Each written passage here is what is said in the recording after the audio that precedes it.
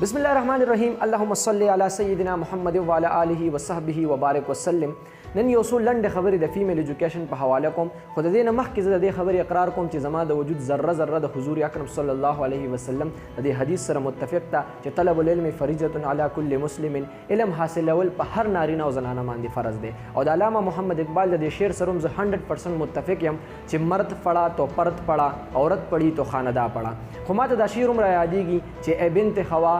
संभाल अपने शोख मिजाज को, हमने सर बाजार हुसन को नीलाम होते देखा है. مسله څه د عزتمندو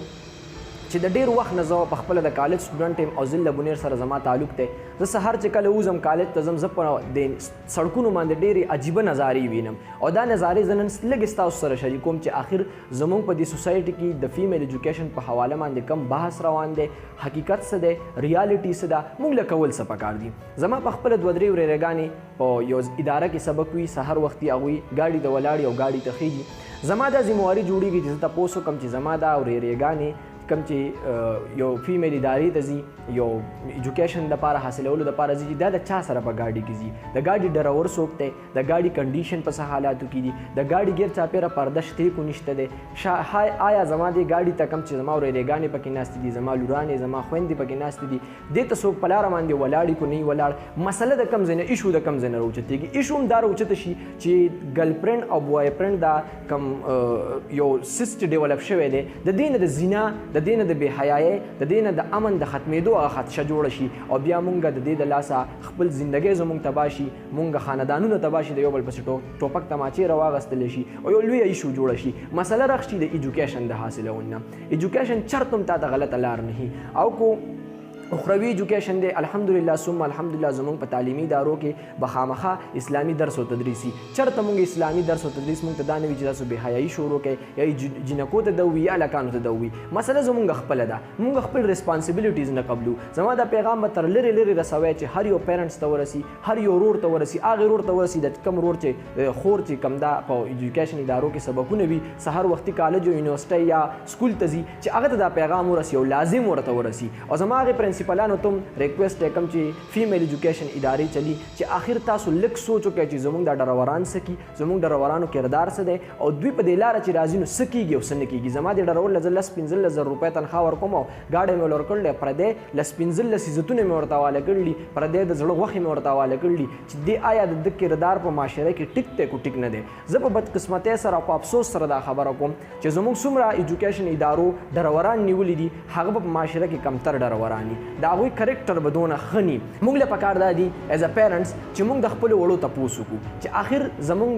لورانې، زمونږ خویندې په کم ګاډي کې ځي او په کم ګاډي کې نه ځي. نو چې د دې موږ کله تپوس وکړو، تاسو به زما د دې پیغام نه وروسته متحرک کېږئ. څومره چې ملګري یې زما سره په انباکس رابطه وکړئ، ما له خپل نمبر یې راکړئ، زه به تاسو سره خپل نمبر شیر کړم، زموږ د ټیم نمبر د ځان سره واخلئ او سکرین به تاسو ته ښکاري. تاسو کوشش دا وکړئ چې تاسو لاړ شئ په ادارو کې تپوس وکړئ چې زما لور، زما خور، زما ورېره، زما د تره لور دا په کم ګاډي کې ځي او په کم ګاډي کې راځي. آخر کنډیشن معلومول پکار دي چې زما عزت ته سحر راځي، زما زب چې خپل ځان په ورکولی شم په دې عزت باندې. عزت په دنیا کې بې انتها خوږ څیز دی، وین زما ځان دې لاړ شي خو عزت دې بچ شي. نو دا په کم ګاډي کې ځي او په کم ګاډي کې راځي. بل به زما د ادارو ته په یو قسم ریکویسټ هم او زما په ادارو سره خبرې هم روان دي، د ډي سي آفس کې زموږ دا خبرې روانې دي، نور سیاسي خلکو سره چې څومره په ضلع بونیر کې دلته کې فیمیل ایجوکیشن ادارې دي، هغوی ته ګاډي ټرانسپورټ دی چې هغوی ته کم از کم ګیر چاپېره مکمل له څلورو طرفو نه پرده وي چې پرده داسې چې هغه جنکۍ بار سړک نه ویني او سړک چې کم دی د سړک نه چې کم خلک ولاړ دی، کم درنده خلک چې ولاړ دی چې هغه د جنکو د ګاډو ته نه ګوري، کم چې په دې نیت ولاړ دي هغې خلکو د درنده خلک وایم، دا نه چې ټول خلک. نو زما به ریکویسټ دی چې تاسو مهرباني دا وکړئ چې تاسو خپل ادارو کې وګرځئ، تپوس وکړئ چې ګیر چاپېره پرده شته کو نشته دی. او دا خبره خو یقیني ده چې کم ځای ته ترقي ځي، کم ځای ته راحت ځي او کم ځای چې په ترقۍ باندې روانېږي، هلته به د امن کموالی راځي، هلته به بې حیایي راځي، هلته به د اسلام کموالی راځي. ځکه چې نن سبا ظاهره خبره ده چې هر ځای ته روډ تللی دی، هر ځای ته ګاډی تللی، هر ځای ته نیټ ستن تللی ده، په هر جیب کې موبایل پروت دی. نو بې حیایي خو به ډېره زیات وي. خو دا نه چې مونږ د بې حیایۍ د روکتام دپاره غلي کینو او مونږ وایو چې به مړه بې حیایي خو هسې روانه ده. نه، دا بې حیایي به مونږ ختمو. زما علماو ته دا درخواست ده چې تاسو د ممبر نه په دې خبره باندې اواز اوچت کړئ چې دا څومره بې حیایي په دې بونیر کې خصوصا اوس روانه ده او ریشو یې سیوا کېږي چې دا مونږ کنټرول کړو. زه به د خپل